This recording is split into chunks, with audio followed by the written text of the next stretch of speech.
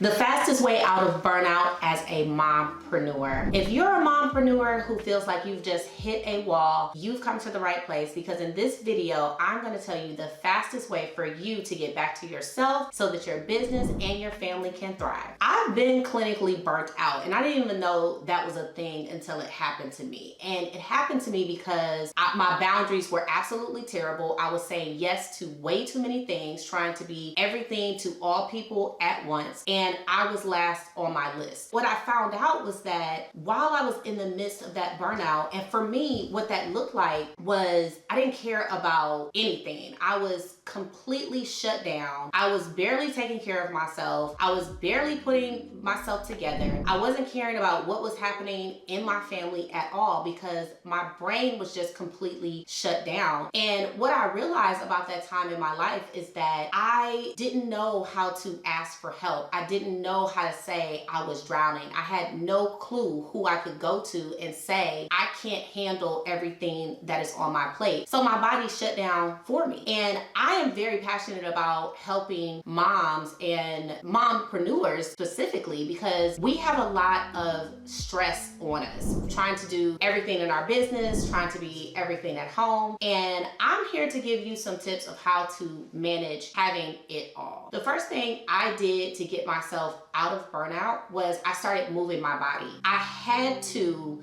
get that energy flowing in a different direction. So I started walking just very easily around my neighborhood, didn't require any equipment. All I had to do was lace up my shoes and go. And the combination of being outside and letting that air hit me, really taking my deep breaths and allowing my body to burn off that energy gave me a natural high. It gave me a natural feeling of, okay, I can go one step further. I can do a little bit more. The second thing I did was I picked up journaling. Journaling for me was a lifesaver. Getting all of the feelings that I had out onto paper without having to vent to a best friend or without having to talk to a spouse. Just really my thoughts about what was happening in my life. Putting that all out on the paper to let it go so I wasn't carrying all of that emotional baggage on the inside of me. Another thing that I did to get myself out of burnout quickly was to acknowledge what I was feeling. I didn't try to rush through the emotion of it all. It felt horrible. It was terrible. I did not feel like myself. I felt like I was a shell of the person that I was. But I acknowledged that, and I acknowledged how I got there, because ultimately it was something I did to myself. I did this to myself because I was trying to do too much. I was trying to do it all. And I had all of these expectations of myself, and I wanted to achieve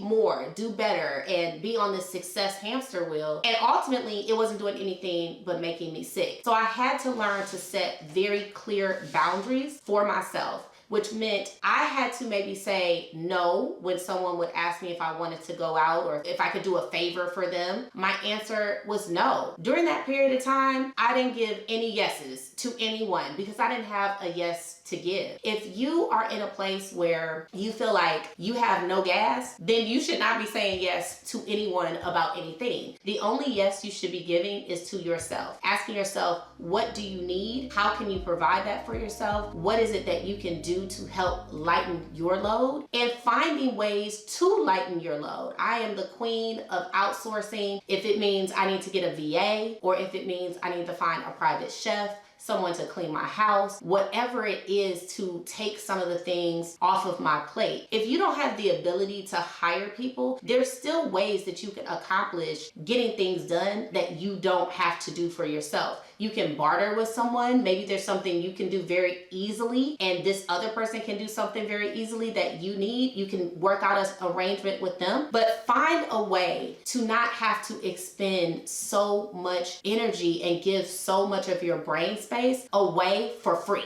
For nothing, right? And I'm not even talking about money being exchanged. I'm talking about the way in which we suppress and internalize our emotions, and we just allow it to compound over time. And that's really what leads us to a place of hitting a wall. When you're burnt out and when you're feeling like you have nothing else, no gas, nothing left to give in the tank, understand that this is not going to be how you are for the rest of your life. You're in a moment, you're in a phase. And one of the things I can say about when I was burnt out, it was a wake-up call to me because it really let me know how I was not taking care of myself and how I put everything and everyone above what I needed. And so it made me have to check myself and say, no, that is not how you're going to live. You're going to start prioritizing yourself. You're going to start pouring into yourself, making sure you're taking care of yourself mentally, emotionally, physically. And once those things started to happen, whether it was through working out, through journaling, or through just the act of saying no, I was able to bring myself out of that very dark moment because I started building momentum on the other side. I started seeing, oh, when I do these activities, it actually energizes me and it makes me feel a lot better. And that is the way that I brought myself out of burnout really fast without feeling like I was going to be in that place for the rest of my life. And sometimes when we're going through dark moments, it feels like this is never going to end. It's never going to get any better. But making sure that you're not catastrophizing, you're not making this the end all be all. No, just like everything moves through life, this is also moving through, but you can help it along by not suppressing and by identifying how you feel. And then once you identify how you feel, take it a next step further and actually identify how you would like to feel. Understanding your emotions is really key because your emotions are really just giving you the